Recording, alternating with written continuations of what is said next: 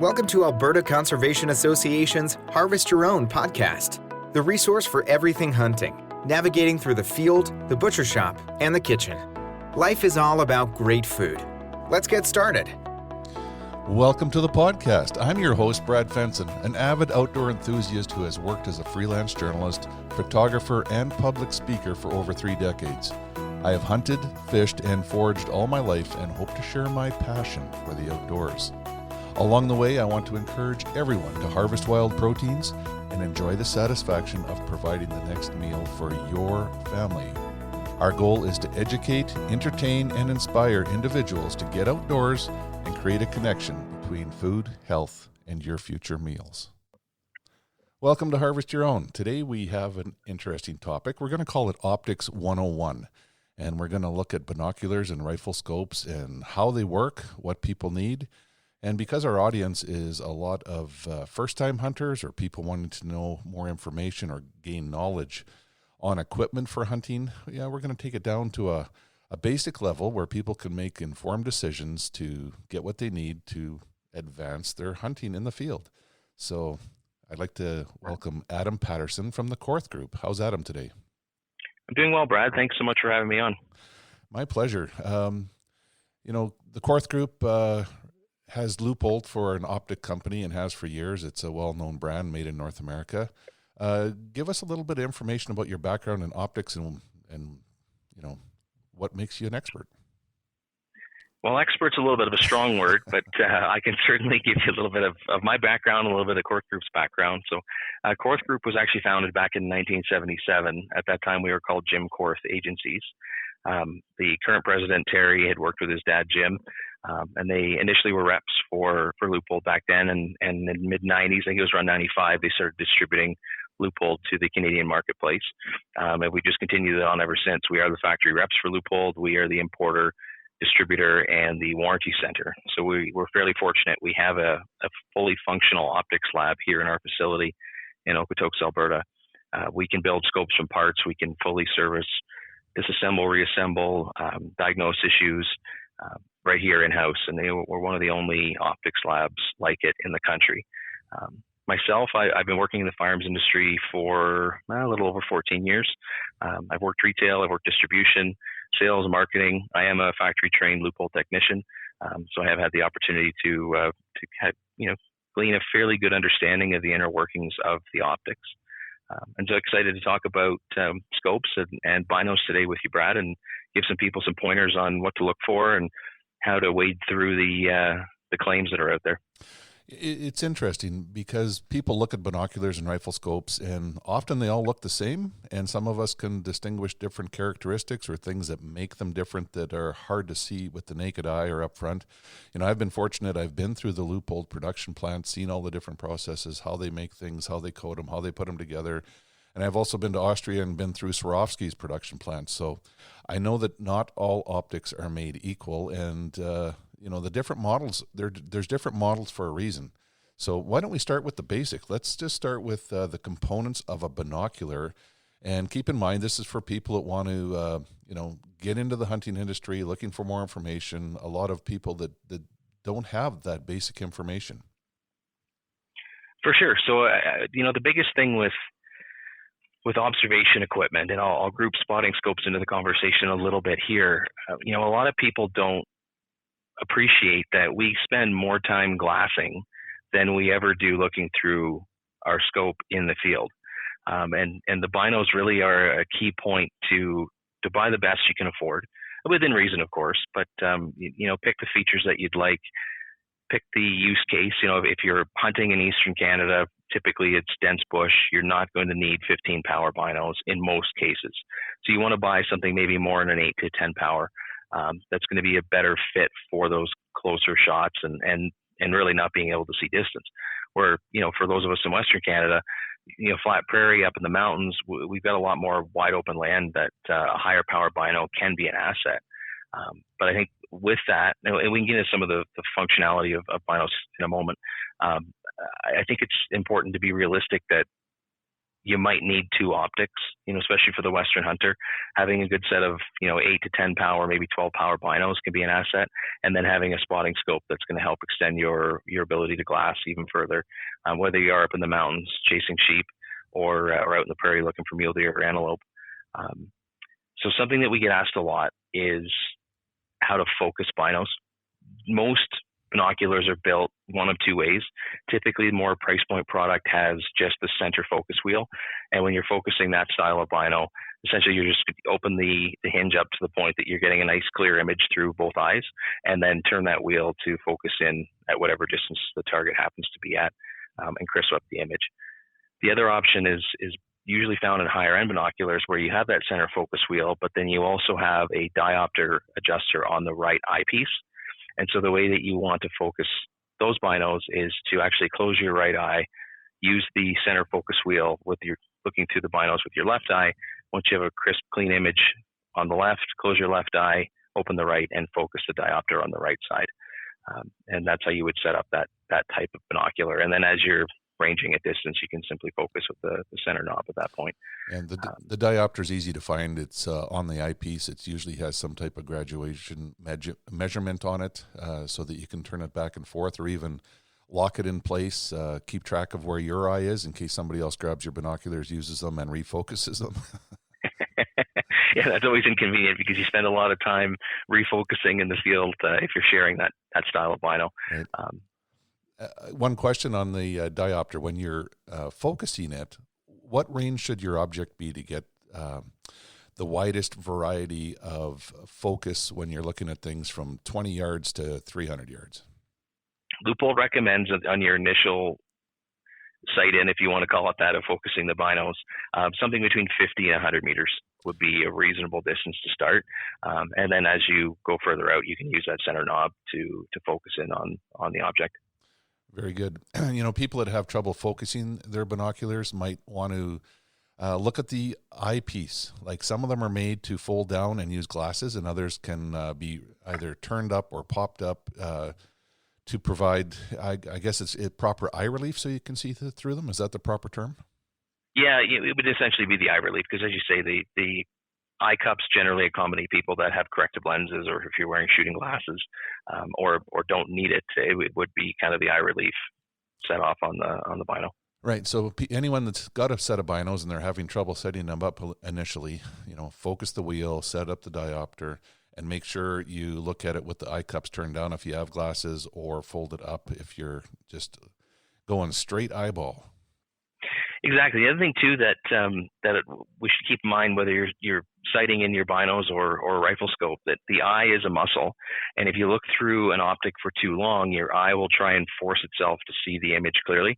So it can be advantageous to sort of look through the binos for a couple seconds, make some adjustments, look away, look back through them again, and same when you're sighting in a rifle scope to get that reticle initially focused in, which we'll talk about further later. It can be helpful to look for a few seconds and then look away, so your eye doesn't complicate the process by trying to focus on a blurry object. That's a good point, because your eye and your brain do focus that object to some degree. So I believe I was told never look through it for more than 4 seconds at a time. Put it down, put it back up, make another adjustment, put it down, and that way you'll get the true focus and not what your brain is trying to tell you it can adjust for you. Exactly. Components of a bino. Maybe we should start with power first. Like, I think people starting out hunting in Western Canada, a 7x35, an 8x42, something like that is probably ideal to cover most things, from spotting ducks and geese to looking for deer, antelope, and all the rest of it. Absolutely. If you go to a 10 power binocular, it's more of a specialized thing for having a closer look or scanning further distances if you were trying to get into sheep hunting or something like that. Yeah, and I think a lot of it really depends on what you're doing, right? If you're a dedicated sheep hunter, you might want a 12 or even a 15 power bino, which have become really popular in the last couple of years. Really large, high magnification, amazing binoculars to spend a day glassing with. But the trade-off to that is the weight. So I think so much of what's important to the consumer is deciding what do they most commonly need the bino to do. And then I think from there you can make a decision if a bino is enough, or maybe you need bino and spotting scope. Maybe you need two sets of binos. I think it really just depends on what you're doing and how you're doing it.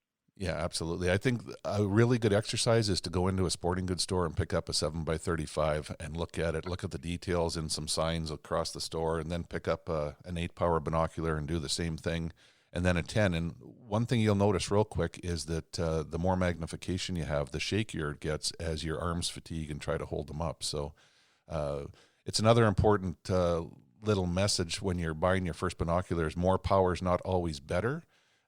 It can often be difficult when you're standing out in the wind to hold them steady, get a clear image, or even to use them and focus them. Absolutely. And in addition to that, if you're new to glassing, having too much power is a detriment because you have a much smaller field of view in a lot of cases, simply because the magnification is increased. So it can be harder to track and follow game with high power binos if you're not accustomed to them. One thing I would add in on the shakiness, because it's something that impacts everybody at one point or another. Many tripod companies, Leupold has a few options, and then there are quite a few companies out there that build their own proprietary tripods that have mount options where you can actually have your bipod or your tripod hold the bino in place. And then that can really help reduce arm fatigue and neck fatigue when you're in the field for a long time. Oh, absolutely. And I think that comes back to your question about, do you really need two optics? I'm one of those people, maybe it's because I'm older, I love to have my binos on my chest in a chest pack, and I use them regularly. You know, when I'm walking and I see anything that's out of place, I look. I take a few steps, I scan the area with my binos. They're a tool that helps me find game before they see me. The spotting scope, though, is my go-to as a second. So I'll give you an example. You go out moose hunting and, it's been legal light for 15 minutes and you see 3 moose that are half a mile away, and you can't see if they have antlers. You get out a spotting scope and put it on them, and all of a sudden if you have something legal that you can go and pursue and try to hunt. So it can save you a lot of time. It can provide a lot of information. Yes, it costs more money, but often the binoculars won't provide that detail at good range where a spotting scope will. But, somebody starting out, they need to look at a 7x35 or an 8x40, 8x42, something like that, and at least get in the game. Absolutely. Yeah. Absolutely. And ultimately, if you have to save for an extra year to get the next level up of optical quality, it's worth it. We spend so much time glassing that low quality optics generally don't help your hunt. And it, within reason, of course, buying what's affordable. But if you can buy the best you can afford, I think you'll have a much better experience, regardless of the brand. There's a lot of good product out there. And I really do think you get what you pay for in a lot of cases for optics. Yeah, you make a good point. And, the other point is people do like to trade up once they understand optics, know how to use them properly, spend more time in the field. And there's also options to buy used optics. So there are absolutely very high quality optics out there that you can buy that, from any of the stores online. But there's also some used products that could help get you in the game, is how I'll put it. But, there's lots of information about choosing binos and optics on the Harvest Your Own website too. So we always send people back to that source of information as well. This podcast is produced for Harvest Your Own, a program dedicated to those who want to reconnect with food and health through their experiences outdoors. HarvestYourOwn.ca is a resource for individuals to learn more about hunting and the outdoors. There's information to get you started and ensure that your compass stays pointed in the right direction to be successful. Where's your next meal coming from? Most manufacturers have customer service departments. If you ever have any technical questions or need help with the product, many of the big name optics companies have an entity in Canada, and those that don't, generally if you call their office, they can help. The other thing too to keep in mind, you make a great point, Brad, with used optics. Most of the big names carry lifetime warranty on their binos. So it gives the consumer a little bit more confidence when you are buying used product that if you have an issue or problem, that it'll be looked after. The one thing that I remember most of touring the Leupold factory is the glass showcase up front of all the optics that have been returned for a lifetime warranty that people have run over and dropped down a mountain and all these other things. It's quite a chuckle and informative to actually look at it. It Sure is, and the few of them too where guns have detonated and the scopes weathered the explosion. It's pretty neat to see the unique ways that people find to damage their product. Yeah, and sometimes, speaking from experience, it can happen without even trying, is the best way to put it. Absolutely, it can, and then it's nice to know that reputable companies are going to stand behind the product and make sure you're looked after. Yeah. Anything else on binos? Is there any specific design or profiles that the people should look at to get started or to get a better image? I think there's roof and poro style prisms, which is the way the internal mechanism operates and in the shape of the bino.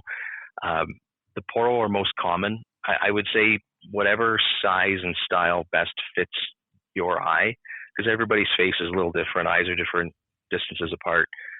Just finding the bino that's going to work best for your needs and for your use, and buy the best that you can. There's a cliche in the gun business about buy once, cry once, and it is absolutely true. If you buy entry level binos just to get started, and you're going to upgrade at some point later on, you've now bought two pairs, and if you can, wait and just buy the premium one time, and then you won't have to upgrade at some point. Right. Yeah, you made another good point about how everyone's face is different. Binos also adjust for the width of your eyes. They do, and more compact binos have less range of movement, and so really just make sure you find one that's comfortable and actually works for your face and for your eyes, and that you're not straining to look through it. Right. So again, I'd recommend people get out with some friends, ask them to bring their binos, sit around in the yard in some lawn chairs, do a late evening test when the sun starts to set, and see which ones are going to show you the images better. You can set up some pictures in the trees on the lawn at different distances, and you'll quickly see that not all binos are made equal. That holds a lot of truth for all optics. And the biggest challenge consumers face is typically we buy at the retail level during daylight hours, and usually people are out hunting, shopping, mid to late summer, where the sun midday is bright, high in the sky, and in most retail establishments now they have fluorescent lighting, so you don't always get a true experience with the optics when you're in the retail stores, because typically that type of light is not when we're hunting. So it's a challenging thing for a lot of consumers to actually get a real feel for how the optics are going to work in low light. To make a great point, Brad, if you can get out with people whether it's at your gun club or your hunting group, try and get a chance to look through as many different optics as you can, because it really does make a big difference between manufacturers and then within the model hierarchy of those manufacturers. There's some really great product out there and then some not as great product out there. Yes, and seeing is believing. So if you can do that exercise and get a bunch of friends to bring different types of and different models and different brand names of optics over, you're quickly going to see what you like. That's the best way to do it. Yeah, I'll bridge the conversation here by talking about what makes optics different and quality. Glass and coatings are the big ones to me. I don't know if I am overlooking something, but the glass and the coatings are what really make the optics special. Well, and that is really what makes the optic. There's other internal components, obviously, that make it function. Glare management's another aspect of internal light management from the optic. But really, the coatings are the key to the experience for the user. So glass is supplied by numerous companies around the world. There's lots of belief online that one is superior to the other. Typically, the glass quality that's used in firearms optics, whether it's rifle scopes or binos, are choice cuts of glass. But ultimately, what really separates one company from another and one product line from another is the lens coatings that are used on the glass. So lens coatings typically give you scratch resistance, but more importantly, they help manage light and clarity of the image. So the lens coatings, and it gets really complicated, and there's lots of science that goes into it, but typically the lens coatings are utilized to sort of highlight one part of the color spectrum. So Leupold focuses their lens coatings on the blue and green low light scenario. There are some companies that actually optimize their lens coatings in the red-orange spectrum, which is brighter light, and which will make those scopes look clearer and cleaner inside of a box store. but it will actually give you less optical performance in low light because the coatings have been optimized for bright light settings. Now, a bright lens coating would be advantageous on a competition scope where you're only ever shooting during the day. But most of us, if you're planning to use that scope in the field for hunting, you want that more green-blue hue spectrum on the lens coatings, so that you have more optical clarity and light transmission in low light. Yeah, that's where optics really shine, is when the sun starts to set or before it rises. Being able to see things in distinguished detail is very important. Well, and especially as you said earlier, Brad, with being able to count points. Here in Alberta, we're limited to antlerless is anything less than a 4-inch antler. And the mule deer that we have here have these big satellite ears, and it's really easy for the spike to be hidden by the ear. And so having that optical clarity in low light can really make the difference between, possibly a not legal animal, right? If you're not paying attention. Absolutely. What does fully multi-coated optics mean? Like, there's so many different coatings. What's the jargon, and what should people be looking for? Well, there is an aspect of marketing that goes into it, and it's the terminology that they've used for their lens coatings. And so Leupold uses something called index lens matching. So if you looked at, say, VX5, that scope has roughly 12 lenses in it, depending on the magnification range. So each lens is fully coated with their lens coating. And so the multi-coat is more than one coat, and it is fully coated all the way around the edges. The higher end scopes from Leupold have blackened lens edges because it helps with the glare management. But it is that the entire piece of glass has been coated, and all pieces of glass have been coated with that lens coating. Right. So it's important to have proper coatings. And this is just a message from me to our listeners, is when you're in the field and your binoculars and your rifle scope get dusty, or you've got a little bit of rain that catches a lens, don't pull out your shirt tail and wipe it off. Thank you for that. We see that a lot here with scratched glass, because people are using their coat sleeve or shirt tail. Or Kleenex. There are lens pens or lens wipes that are hugely helpful to have on you in your pack or in your chest rig when you're hunting. Yeah, I always keep one. They have the little cloths that tuck up into a neoprene case, and I clip one onto my bino case, and you have it in the field to clean your binos or your rifle scope. And never do something that could scratch the coatings. That's a very expensive piece of the optic, and it's what you're going to pay the money for, so guard it carefully. Yeah, and generally you won't scratch it one time, but you certainly can. But repeated use of your sleeve is what causes the most damage to all optics, for sure. Right.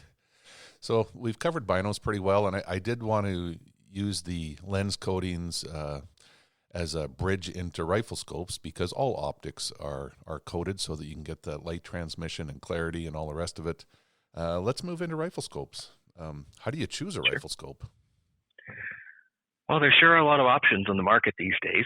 I would say the same as the bino. I think you need to determine what you're going to be doing with the scope. If you're a long-range shooter, you may want a higher magnification optic. If you're hunting in dense bush in eastern Canada, you might want to go with a red dot. There's so many options, and I think a lot of people get hung up on more magnification than they might need, and by far too large of an objective lens. We can get into exit pupil at some point if you'd like to talk about it, Brad. But we see a lot of people that aren't buying the optimal optic for what they're doing. And if you're dual use, if you're going to shoot matches and hunt with something, which I do, I use one rifle for both. And I've got a Mark V 3.6-18, which is a light enough optic and a low enough powered optic that I can use it to chase muleys in eastern Alberta. But it also works well, to shoot a PRS match. So I think it's really just determining what you need, where you're hunting, how you're hunting, and then what features fit into your budget. Yeah, budget's always important, but again, you get what you pay for. And let's pick a scope for somebody that's never hunted before. They've gone through their hunter ed, they've got their PAL, they've spent some time at the range, and they're going out. They have some doe tags, and they're hoping to fill some doe tags. What's a great scope that they could purchase to put on a firearm and be content with it, probably for the rest of their life? Well, I can speak fairly well to the Leupold product offering, and everything's set up within their product hierarchy as a good, better, and best. Yep. So the good and what a hunter starting out, or even a seasoned hunter, the VX Freedom line, either in a 2-7, 3-9, or 4-12, depending on where and how you're hunting, is really everything you'll ever need in a hunting scope. They have cap turrets, CDS, Leupold's custom dial system is available on the Freedom line. They're made in the U.S., lifetime warranty. We have the repair center here in Okotoks. The Freedom line really is all you would ever need on a hunting scope. Yes, and I think that's important. Bigger is not always better. People see those huge objective lenses and think it's going to help magnify, but the more you magnify, the harder it is to hold the rifle still, stay on target, and all the rest of it. So finding that happy medium is often the most important part of picking an optic for your firearm to be successful. I think it is important to talk about exit pupil. I had a conversation with Terry Korth years ago where he explained that to me, and I've written it many times because I think it's great information to know and understand and always keep in the back of your mind when you're looking to buy a new optic. Absolutely. So the exit pupil is the measurement of light that actually passes through the scope to your eye. So it's calculated by dividing the objective lens diameter by the magnification that you're at. So, for example, a 4.5 to 14 at 4.5 power with a 40 mil objective, your exit pupil is 8.8 millimeters.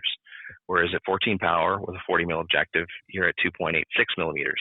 And so the human eye, the pupil dilation range depends on your age and the condition of your eyes. But generally, low light conditions, your pupil will dilate 4 to 5 millimeters.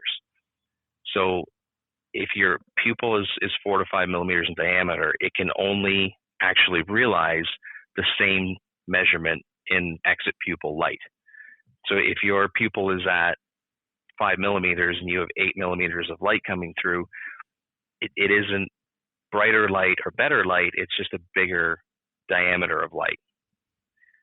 And so you have unused capacity in that exit pupil because your eye can only use 5 of those 8 millimeters. So when you'll see folks that buy, say a 3-9 by 50, or even a 4.5 to 14 by 50, because they want a larger objective lens, which does allow more light to come through the scope, but in some cases it's unusable light. And in that situation, you now have a heavier optic that's larger, that costs more, and that's going to need higher mounts to mount it. And now you might have the negative side effect of poor cheek weld when you're trying to get behind those high rings or extra high rings. So the exit pupil measurement is key to the usability of the optic. But again, I think you want to pick something that's going to be most relevant to what you're doing with the scope. Absolutely. And it also makes a difference in terms of keeping the scope entirely clear, looking through it, and finding your target. Absolutely. And the higher magnification, the smaller the field of view, the easier it can be in a high adrenaline situation to lose the animal in the optic when you're cranked up on magnification. Yeah, and I think that's really a really important message for a first-time hunter or somebody that's starting out is lower magnification is going to allow you to see clearly to the edges of the scope when you look through it, but it's also going to help you find your target or your animal and stay with it. Yeah, and it aids in situational awareness too, because you can see more of where your target is and beyond your target. And if you're too zoomed in, you might not see another animal step out or hiker. You never know. We're out there with other people in the woods. Having a little bit more visual awareness of what's going on is certainly a benefit.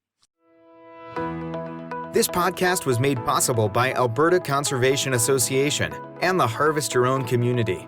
If you're interested in harvesting your own food, there's a comprehensive collection of information to gain insight and knowledge. Head to the field, harvest your own protein, prepare it, and taste the results. HarvestYourOwn.ca is a library of information from getting started and geared up to processing, butchering, and cooking wild game to make the connection between health and food.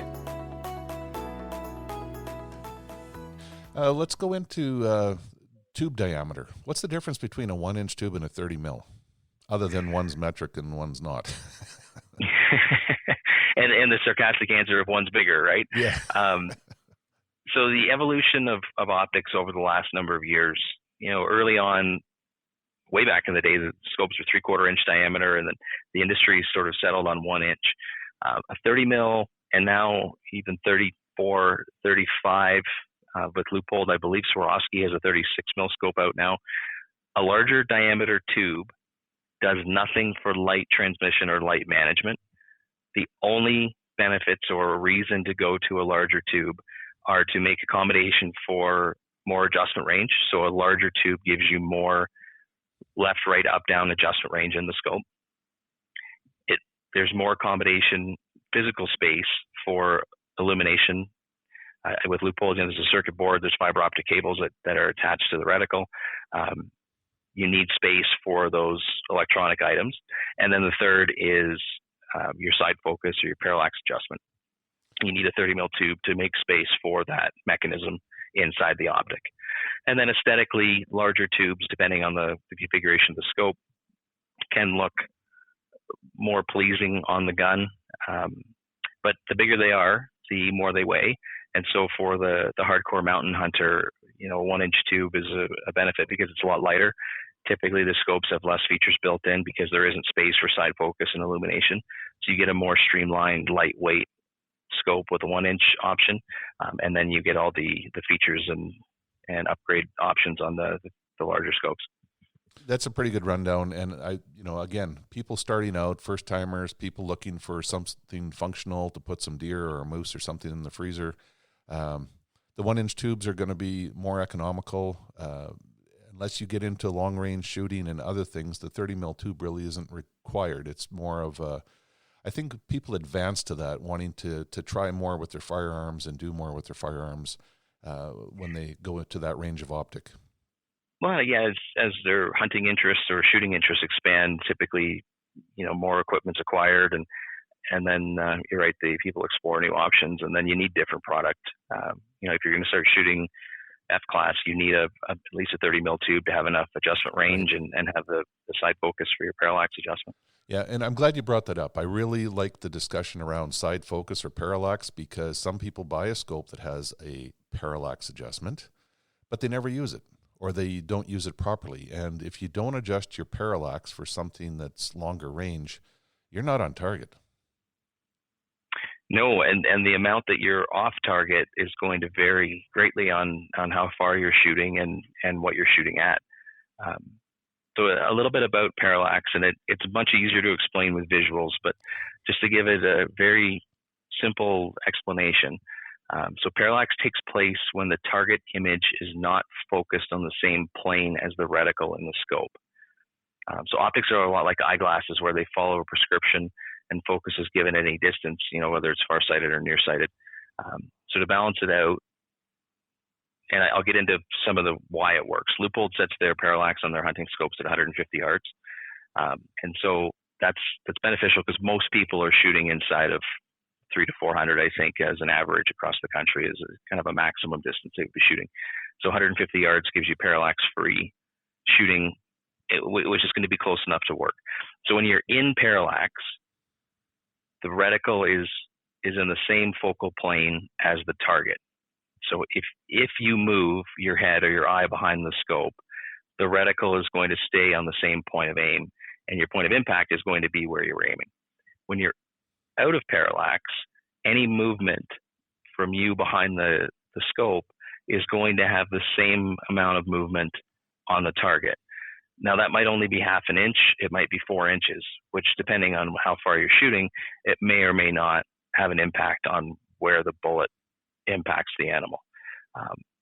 So if you have side focus, you know how to use it, it can be beneficial.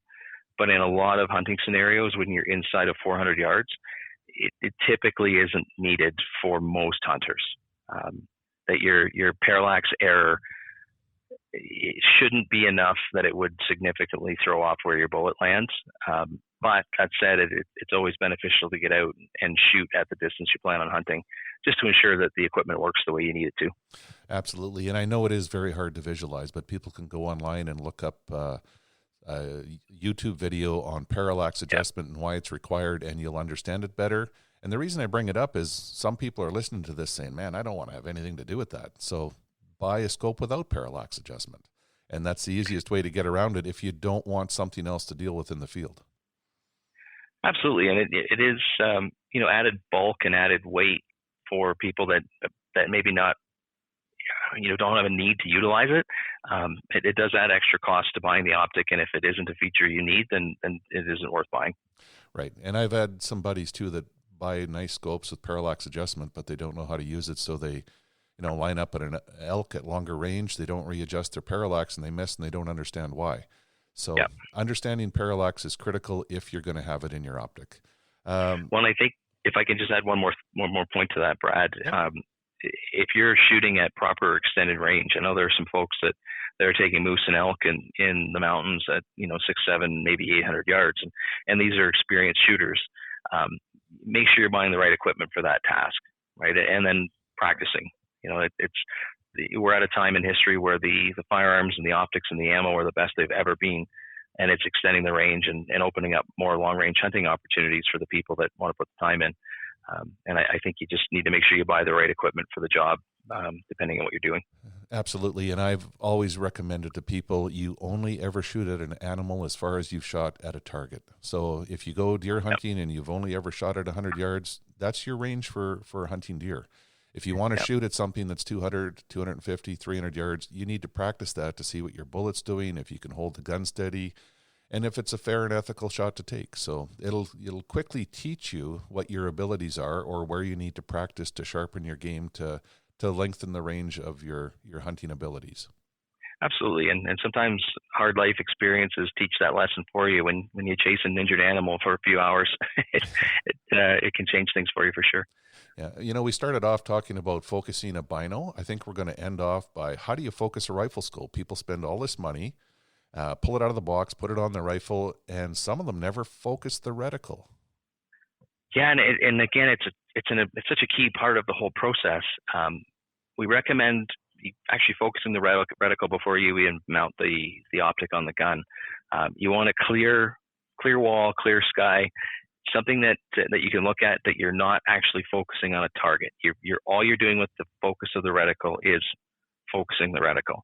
So most rifle scopes have an adjustable ocular lens, whether it's the entire housing or if it's just the diopter adjustment.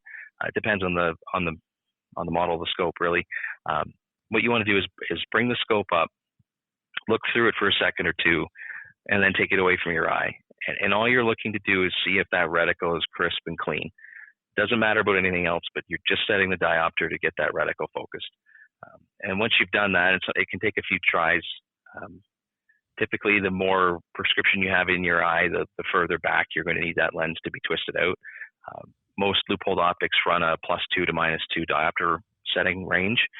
So it does accommodate most prescriptions out there for folks. But once you get it set, you shouldn't need to change the diopter setting again, unless you're sharing the scope with another shooter. And then focusing the target, if you have a side focus knob or an adjustable objective and you're shooting at distance, or if you're shooting airgun rifles at a 3-position match where you might need to focus down to 10 meters, you're going to use your parallax adjustment to focus the image of the target once you've set the focus on your reticle. Right. So important lesson is to focus that reticle. You want it clear and crisp against any target when you are trying to harvest an animal. And, you talked about not shooting at an actual paper target or focusing. I still prefer a crisp blue sky with no clouds where when you lift it, you can clearly see if that reticle is fuzzy, hazy, and as you make those adjustments, you'll see it come in really nice and sharp. And you can actually go a little beyond till it fuzzes again and you come back into the center and you know that you got it perfect. Like when you see it, seeing is believing. And when you focus that reticle, it's like, oh, wow, that made a huge difference. Yeah, and the sky really is the best way to do it. And that's why I recommend doing this before you mount the scope to the rifle so your neighbors aren't concerned with you pointing at the sky in your backyard. Right. It is the sky is really the best way to do it. Any other advice for purchasing, maintaining, or using optics? Well, I think it's hugely important to do your research. And if you have an opportunity to get out and actually look through some optics, not during a bright sunny day, midday, or under fluorescent lighting, it's hugely helpful.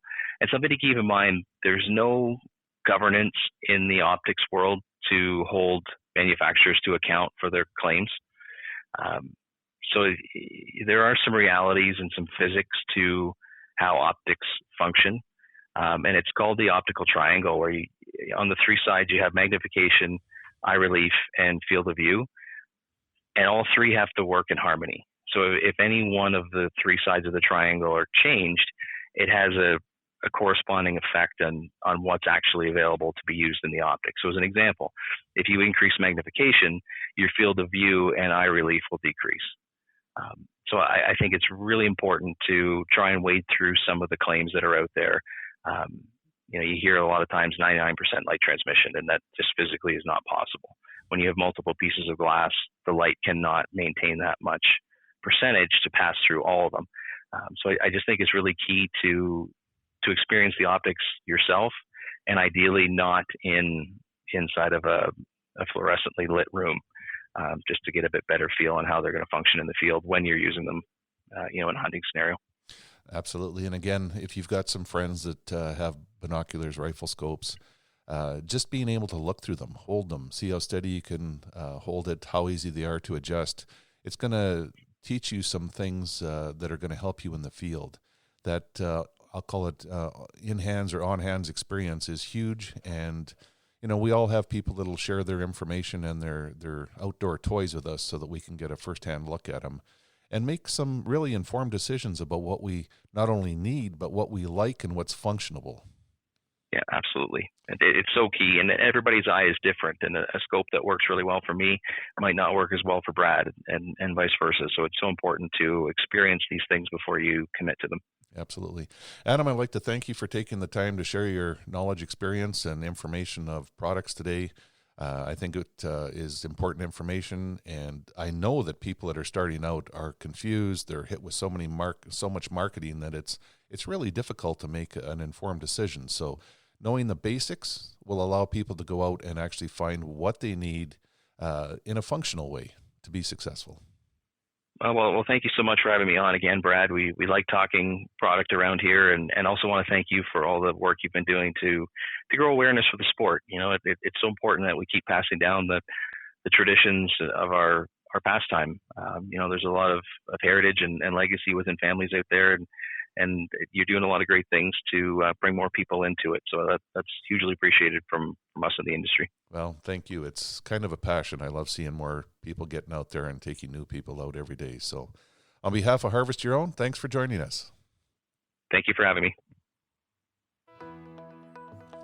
We hope to inspire people to reconnect with nature and appreciate where your food comes from by harvesting your own. For more information on getting started or to learn specifics about the Field to Fork experience, visit harvestyourown.ca and follow on Facebook and Instagram.